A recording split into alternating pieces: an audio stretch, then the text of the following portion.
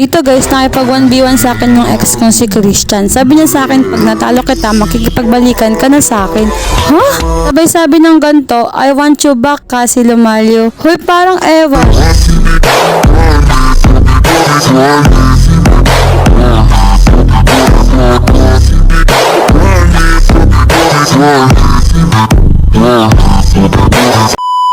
At bakit mo naman nilapag ang pangalan ko sa FBI? Paano pag may nag-add sa akin yan? Paano tayo magbabalikin yan? Kasi madami na nagpa-first move. Hay nako, mindset mo talaga. Hindi mo ko iniisip. Charot, iniisip daw.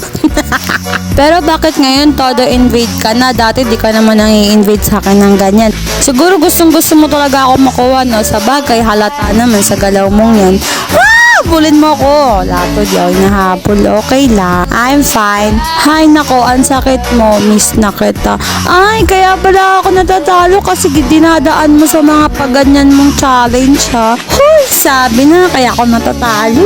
Ikaw talaga, dinadaan mo ako sa ganyan mong pa-emote-emote. Mga ganyan mong chat, mahal na mahal kita. Mahal na mahal nga din kita. Ay nako po, lagot ako na ito kay Nika. Sabi ko nga, huwag mo akong idaan sa ganyan.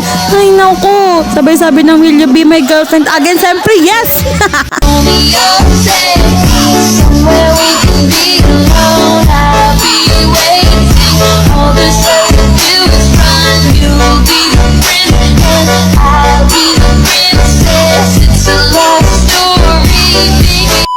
Tapos sabi niya dito, yes, finally. Aba, akala mo ganun-ganun lang. Siyempre hindi yun totoo, kaya naman, it's a prank. I love her.